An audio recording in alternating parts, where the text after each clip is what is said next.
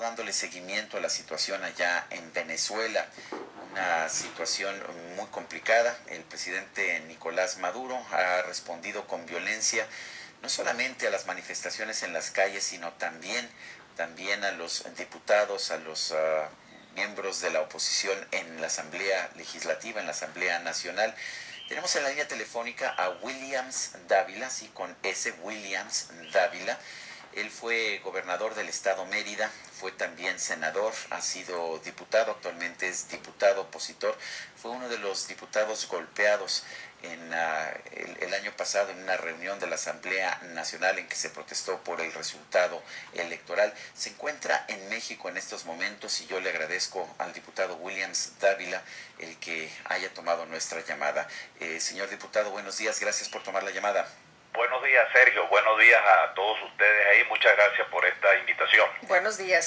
Williams, en primer lugar, cuénteme, las fotografías en que usted y María Corina estaban manchados de sangre después de una reunión de la Asamblea Nacional el 16 de abril, le dieron la vuelta al mundo. ¿Qué fue lo que pasó en ese entonces? Fue una sesión ordinaria de la Asamblea Nacional, o sea que se produjo dentro de la sesión ordinaria de la Asamblea Nacional, dentro del recinto, dentro del hemiciclo. Comenzando la sesión, estaba el ambiente muy tirante porque acaba de suceder pues la situación del día 14 de abril, donde estaban las exigencias populares para una auditoría integral de los votos. Reclamos que incluso la comunidad internacional se había hecho eco a través de un comunicado de la UNASUR y de otros sectores internacionales. Y ese mismo día de la sesión, pues, un diputado del gobierno se paró, trató inicialmente de clavarme un lápiz en la yugular, lo detuvieron ahí mismo sus compañeros de su propio partido, el jefe de la fracción de ese partido empezó a decir que lo soltara para que me matara, y al rato, bueno, recibí primero un cesto de basura en el pecho y después me tiraron un micrófono que me pegó en la cabeza, pues en la frente, y eso produjo una herida de 18 puntos, ¿no? Hasta el día de hoy no he recibido todavía el video de esa sesión, que lo solicitamos. La Fiscalía abrió una investigación de oficio, eso no ha progresado, y ese es un caso, por supuesto, que no prescribe, y yo lo he llevado pues a las instancias de la Comisión de Derechos Humanos, tanto de las Naciones Unidas como de la Comisión Interamericana de Derechos Humanos. Posteriormente, el día 30 de abril, se produjo la segunda agresión contra María Corina Machado, Julio Borges y como 3 diputados más que fueron agredidos allí mismo en el hemiciclo. Y lo más grave de todo esto fue que nos suspendieron el derecho de palabra, nos decían pues que nosotros no podíamos hablar hasta que no reconociéramos a Maduro como presidente, nos quitaron las presidencias de las comisiones permanentes, yo estaba como presidente de la Comisión de Ciencia y Tecnología, nos destituyeron allí mismo, nos suspendieron el sueldo, que sería lo de menos, pero suspendieron el sueldo, y se creó pues un hostigamiento y una actitud tan seria pues que descalifica, por supuesto, la autonomía de un poder soberano como es la Asamblea Nacional, el estatus jurídico de los diputados, y algo que se contradice con el llamado a la paz y con la exigencia que no exista impunidad, porque precisamente ese día en que nos agredieron, en el caso mío particular, me negaron la ambulancia, me negaron el servicio médico de emergencia allí mismo de la Asamblea y tuve que salir hasta la esquina del hemiciclo del edificio donde está el Palacio, el Capitolio, para irme con otro diputado en un vehículo lleno de sangre, pues porque no hubo forma ni manera que la ambulancia que estaba enfrente del hemiciclo, enfrente del Capitolio, del Palacio Federal, me auxiliara y el servicio médico que está dentro del Capitolio me prestara los servicios médicos de emergencia. Esa es la gran situación que vivimos, esa es la gran tragedia que vivimos en nuestro país, en donde el Palacio Federal, donde se hacen las leyes, en donde debe impartirse precisamente mensajes de paz y de reconstrucción moral de la República, se vive este tipo de situaciones donde se cercena el derecho de palabra, donde se agrede físicamente a los diputados de la oposición y se llega hasta el punto de derrocar a una diputada, en el caso de María Corina, que es una diputada electa por su pueblo, por su circunscripción electoral en el estado Miranda, y es derrocada, pues es un golpe parlamentario en donde se violenta completamente la soberanía popular. Diputado, el presidente Nicolás Maduro anunció que ya aceptó una propuesta de los cancilleres de la Unión de Naciones Unidas de Sudamérica para reunirse justamente hoy con representantes de la oposición. ¿Cómo ve usted esto? ¿Es una farsa? ¿Es una apertura que se está dando por la presión de los ciudadanos y legisladores como usted que han estado abriendo un poco la puerta? ¿O de qué se trata? Bueno, Lourdes, yo pienso, fíjate, que el hecho mismo de que la UNASUR haya ido por segunda vez, eso pone en evidencia que hay una crisis política que la han querido ocultar. Esa crisis política la ha querido ocultar Maduro y el gobierno a punta de represión. Una crisis política que tiene sus raíces sociales también.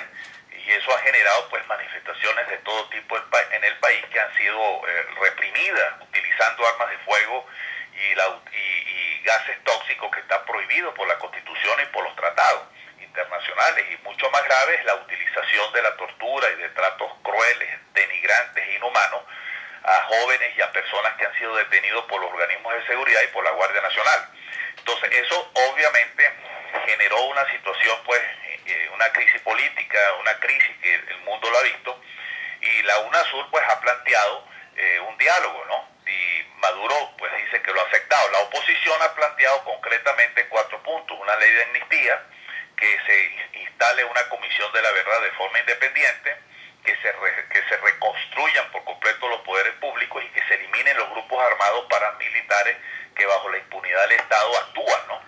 Y sobre todo que haya una transmisión pública de todos los medios de comunicación nacionales e internacionales en donde se den a conocer y la gente sea el principal testigo de todo lo que ha venido aconteciendo, que va a ser expresado por los miembros de la directiva de la oposición que estarían presentes en ese diálogo. Ahora, vamos a esperar que Maduro lo acepte. Vamos a ver, porque no sé, a mí me pone mucho a dudar que llegue a aceptarlo, porque estas son cosas que pondrían en vilo a su propio gobierno, porque esa es la situación. Estas son exigencias normales que pueden ocurrir en un gobierno democrático, pero tenemos un régimen que todos los días se deslegitima en su ejercicio por la violación de los derechos humanos. Entonces, yo no estoy tan convencido de la sinceridad que pueda existir con Maduro y con el gobierno a los efectos de desarrollar realmente un diálogo sincero, franco, objetivo, desapasionado, porque de lo que se trata es de la imposición de un proyecto político, ideológico de corte castrista, y ese es el problema de fondo, pues, un proyecto que parte por el principio de que los derechos humanos no son universales, sino que los derechos humanos son reduccionistas, es decir, le dan el contenido político de acuerdo a su conveniencia.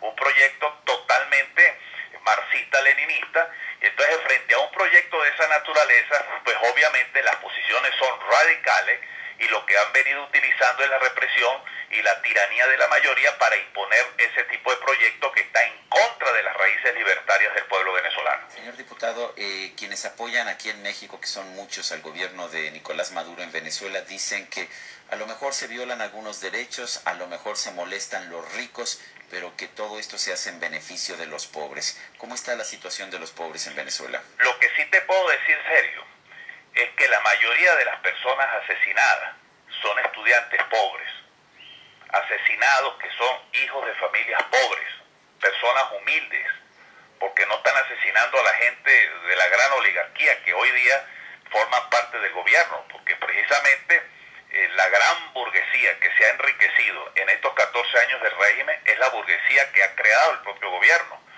Hoy tenemos una inflación de 56%, ese es el peor de los impuestos que afecta a la gente pobre. Tenemos escasez de productos, los sectores populares les cuesta conseguir leche, les cuesta conseguir aceite, les cuesta conseguir azúcar, les cuesta conseguir, parece mentira, papel higiénico, les cuesta conseguir productos de la cesta básica, independientemente de que lo que tú consigas hoy día ya vale el 300 y el 400% en apenas 15 días, y que han sido hipócritas e insinceros en el gobierno porque no le han dicho la verdad de los precios al pueblo. Entonces los sectores populares hoy día están afectados por la escasez y el desabastecimiento, y en segundo lugar por la gran inseguridad que está afectando a todos los sectores. En estos 14 años de régimen estamos llegando casi a los 200.000 personas muertas por homicidios. Nomás el año pasado fueron 25. Es decir, hay una tasa de 70 personas por cada 100.000 personas. Es una tasa de homicidios altísima, de las más altas de América Latina. la violencia carcelaria. Esa es una realidad que el gobierno no ha podido resolver y eso afecta a los sectores populares. Esa es la gran verdad. Los sectores populares, lo que pasa es que muchas veces tienen el temor porque hay grupos armados que cohíben y presionan, pero ya eso ha venido cambiando y hay allí una tensión latente, porque cada vez que los sectores populares van a los sistemas de distribución pública de comida del Estado, se dan cuenta que tienen que hacer unas colas inmensas de 3, de 4 y de 5 horas, y muchas veces cuando llegan ya al final le dicen que no hay producto. Entonces se generan unas trifulcas en la misma cola. Aunque, diputado, dijo un funcionario hace poco que pues no se quejaran, ¿no? Que no hicieran drama, que si hacían filas para ir al cine, ¿por qué no para ir a recoger víveres? Bueno, ese es el colmo del cinismo, así actúa el fascismo, son cínicos, ellos juegan con la dignidad y el dolor del ser humano. Eso es cinismo y eso es hipocresía, porque muchos de esos que hablan de revolución y de socialismo y de ser gobierno de los pobres, viven haciendo negocios allá en Miami y viven comprando aparatos telefónicos de oro en Bal Harbour en Miami y tienen las cuentas de los Estados Unidos y en muchos países. Hablan en contra del imperialismo, pero viven haciendo negocio y comprando casas en el estado de la Florida. Esa es la hipocresía más grande que puede existir. Este es un gobierno de malandros, como decimos nosotros en Venezuela. Un gobierno que lo que ha hecho es simplemente enriquecer a un grupo poderoso que gira alrededor del gobierno. El pueblo cada día sigue siendo más pobre y más explotado.